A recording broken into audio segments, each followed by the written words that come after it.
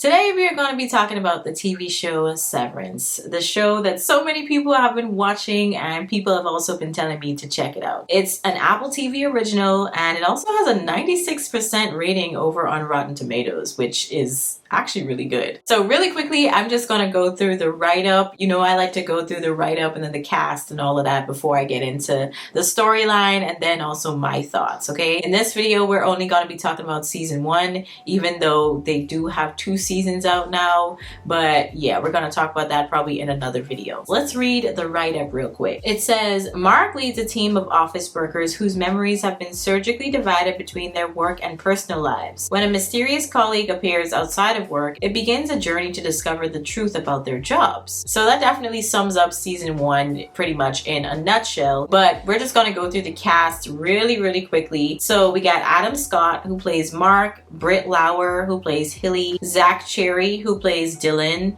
John Tudoro, who plays Irving, Dyson Lackman, who plays Miss Casey, Patricia Arquette, who plays Harmony Cobell, and Tremel Tillman, who plays Milchick. The first season came out back in 2022, but season 2 didn't come out until January of this year, and I honestly could not imagine waiting that long in between the first and second season.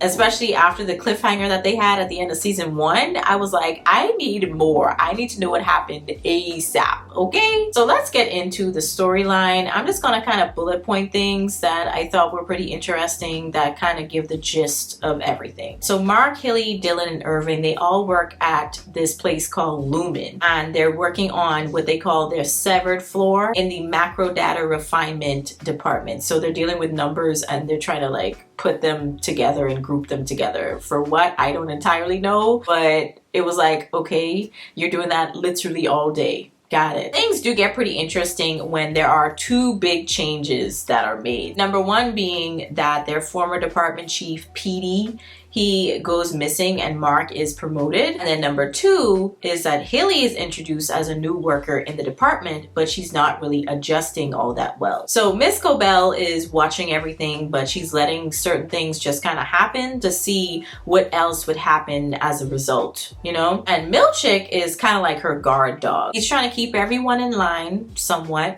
but Hilly is a handful. She's proving to be a task for him. Now, Hilly tries to resign and leave, even though they kind of explained to her basically that once you're in, you stay in until they dismiss you or you retire. Now, regardless, she gets in the elevator thinking that she's never coming back, but her Audi, who is the version of herself outside of work, forces her to go back. So the innie is at work all the time and has no recollection to life outside of the workplace, and they don't even know what the outdoors even looks like because they have no windows in the building. So, you know, there's nothing to really connect them to the outside. The Audi would be the version of them that kind of dwells outside of work, but the innie and Audi has no connection to each other and the memories are completely severed. So Mark is struggling to keep Hilly under control, and so is Milchick, and eventually she tries to basically off herself in the elevator since her Audi was basically keeping her trapped there. So because the elevator is where they kind of get deactivated, so to speak, is kind of where they kind of go back and forth between their innie and Audi. Hilly's Audi experiences all of that. She experiences her body literally about to give out. Like she's about to die in the elevator because her innie tried to off herself.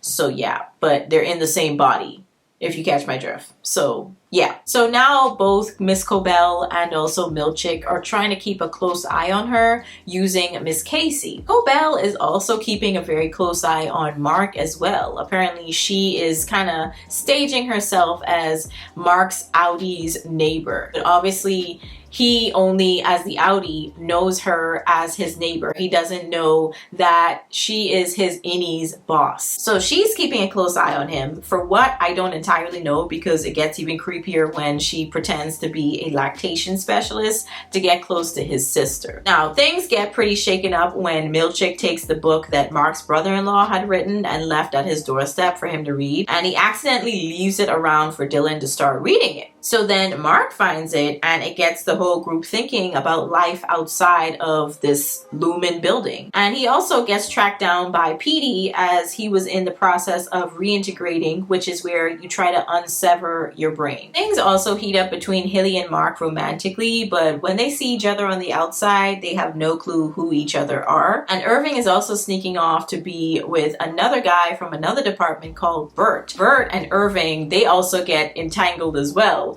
But eventually Bert retires, but they had actually fired him because they didn't want him fraternizing with Irving. So now the group devises a plan to see the outside world while Dylan is still at work. He basically uses that opportunity to access the operations room, I guess is what you can call it. And that's where he switches their innie and outies brains on and off. So in short, Mark, Hilly, and Irving's outies are just chilling pretty much until their innies show up, and they're now pretty confused where they are and who the people around them are.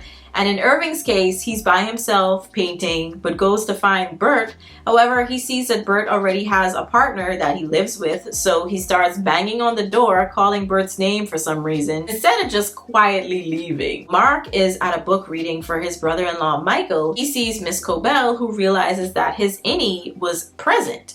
Now, Mark then alerts his sister, even though he didn't know it was his sister for a bit, and they realize that her daughter is missing, but they find her in one of the rooms in the house. However, Mark sees a picture of his wife and recognizes her as Miss Casey from work. Okay, I didn't explain this in the beginning, but Mark is actually still grieving the loss of his wife. He believes that his wife actually died in a car accident years ago, and he's still grieving her. And because of all of that grievement and pain that he was experiencing, he was like, I think I'm just gonna get severed. And that was kind of the reason why he decided to get severed and join, Lumen and start working there. So now that he sees Miss Casey, he's just like, wait a minute, is this my wife? So yeah, that's a whole other thing. But Hilly is in the middle of some event where we come to learn that she's actually Helena Egan, the daughter of the current leader of the company, James Egan, who is a descendant of the founder, Keir. So he came up with the Severance idea, but the technology wasn't used until James came into the picture. While at this event, Hilly is supposed to go onto the stage to talk about how amazing the Severance technology is and how well the company was doing. But instead of doing that, her innie gets up there and says the quiet part out loud, that they're not happy, they're miserable, and they torture them, and they keep them basically as prisoners on that severed floor. Now, Milchick runs to stop Dylan, but not before Mark screams, she's alive, and then they switch back to their outies, and their outies are very confused as to what they're doing. But let's get into my thoughts about this show. Hopefully I did that whole recap justice and I didn't go too fast, but it was just kind of like the main points. So I think this premise is very interesting. I'm sure some businesses and corporations would love to have this technology so that they don't have to deal with their employees' personal drama and their outside lives. I think they would prefer to just have employees that are just there to do work and just be quiet, But, in real life, that's not how that works.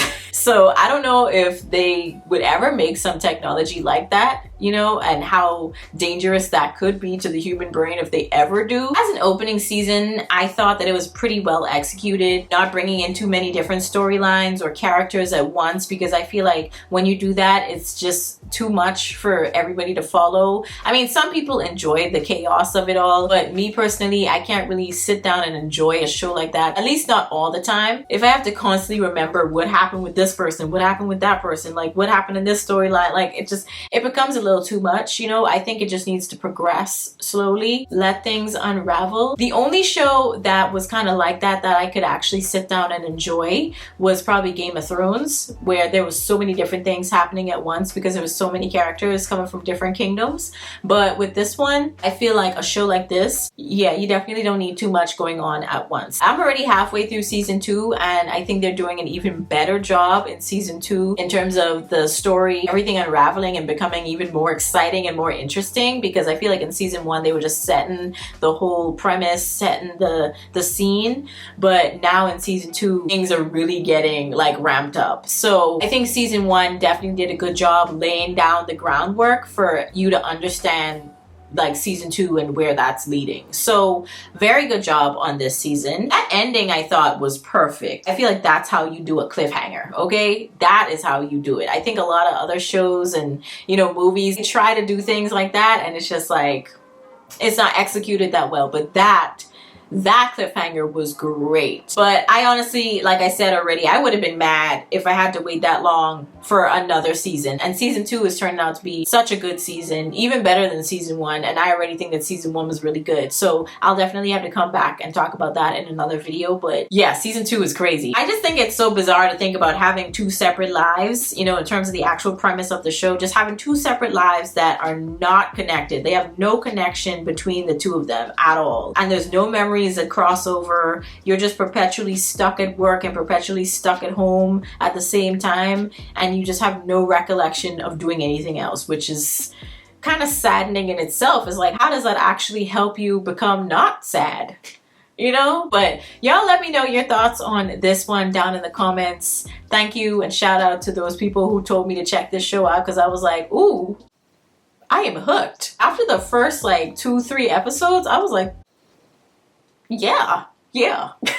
But let me know your thoughts on this one. If you've seen it, let me know down in the comments. I'll catch you on the next one. Peace.